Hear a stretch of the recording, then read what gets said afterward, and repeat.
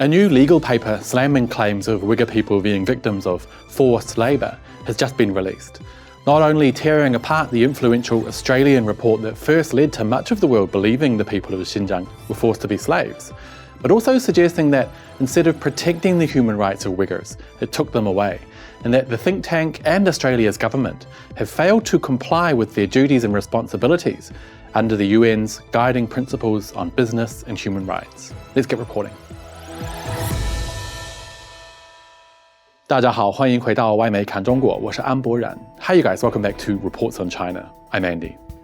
In 2020, ASPI, or the Australian Strategic Policy Institute, released a report claiming to have uncovered the widespread use of Uygur slave labour in Chinese factories.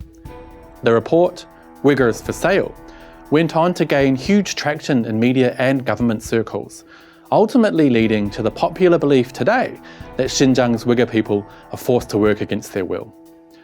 This has had huge ramifications, including but not limited to the US announcing a boycott of any and all products produced in Xinjiang.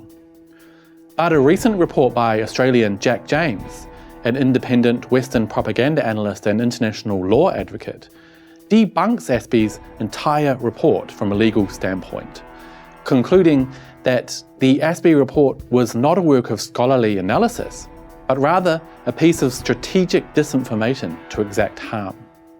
The 78-page report shows that not a single one of ASPI's 18 accusations stand up to scrutiny, and that the report purposefully and maliciously smears China as a human rights abuser, with the ultimate result being that it was actually the Australian think tank that has infringed on the human rights of the Uyghur people, namely their right to work and their right to access work training programs, and possibly other human rights. Today I'll illustrate just a few examples from Jaq's paper, but this will only be a brief overview since there really is too much content to do the entire paper justice in the confines of this video. So I do recommend that if you have any doubts about the allegations of forced labour surrounding Xinjiang's Uyghur population, do read the report. Alternatively, if you know anyone who believes the Uyghur forced labour claims, you could also forward Jaq's paper directly to them. It really is a thorough and eye-opening legal analysis that is required reading for anyone concerned with the Uyghur people on either side of the fence. Now I'll briefly highlight just a few cases from Jaq's paper, showing that ASPI's report is, for want of a better phrase, a pile of trash. Jaq's paper measures ASPI's claims of Uyghur forced labour against the International Labour Organization's 11 indicators of forced labour, which note that the existence of any of these indicators, including restriction of movement, intimidation and threats, and excessive overtime, could show that forced labour possibly exists and that further investigation is required.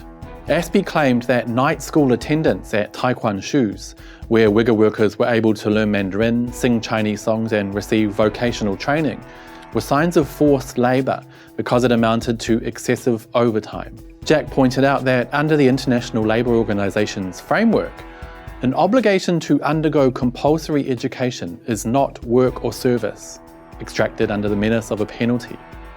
ASPI went on to claim that because Uyghur workers at the factory speak almost no Mandarin, so communication with locals is largely non-existent, and because they live in their own separate dorms and eat at their own canteens, they fall under the first and fourth forced labour indicators, namely isolation and abuse of vulnerability.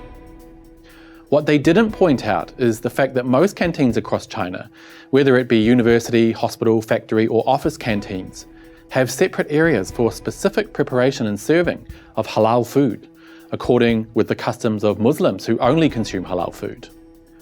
ASPI also failed to consider that exactly because of their differing languages, customs and lifestyles, Uyghurs are offered their own dorms separate from the other crew. Jaq notes that both of these accusations against the factory, namely that taking night classes to learn Mandarin and eating and sleeping in separate areas amounts to isolation and the abuse of vulnerability, level a damned if they do, damned if they don't scenario against the factory. If the factory wanted to isolate Uyghur workers from the general public based on the fact that they can't speak Mandarin, then why would they offer them Mandarin night classes? And if Uyghur workers were forced to assimilate with the other employees and eat non-halal food, they would also be accused of maltreatment. Neither of these contradictions were addressed in ASPI's report. ASPI's Uyghurs for Sale report was their most widely read to date, and it directly or indirectly led to wide-ranging implications for Uyghur people, including Apple cutting ties with Chinese component supplier O-Film Technology, which reportedly hired at least 700 Uyghurs. The motion to introduce legislation in Australia to outlaw the importation of products made by Uyghurs. The US banning the import of all products made in Xinjiang. The termination of 400 Uyghur workers and a blanket no-hire policy of Uyghurs by Apple's China-based supplier Lens Technology. And the termination of all Uyghur workers, as well as a blanket ban on the hiring of Uyghur workers by Nike's China-based supplier, Taekwang Shoes. Jaq argues that this could mean that ASPI actually contributed to human rights violations of consensual Uyghur workers under the International Covenant on Economic, Social and Cultural Rights. She also argues that ASPI and the Australian government must right the grave wrong perpetrated against the Uyghurs because of the ASPI report. Unfortunately, this video is already too long, so I can't dive any deeper into the paper, but I seriously hope you'll take the time to read it. If it's any consolation, the final 20 pages are just letter templates for a call to action. The main body of the paper is around 60 pages and you'll get through it in just an hour or two. The link to the report will be posted with this video. If you don't have the time to read the report, you have my word that it thoroughly and vigorously, from a legalistic standpoint, debunks ASPI's 18 accusations of Uygur slave labour, and that it fairly and soundly suggests it's actually ASPI themselves and not the Chinese government who have taken away the human rights of Uyghurs. I'd love to know what you guys think. Let me know down below, and I'll see you next time. Bye-bye.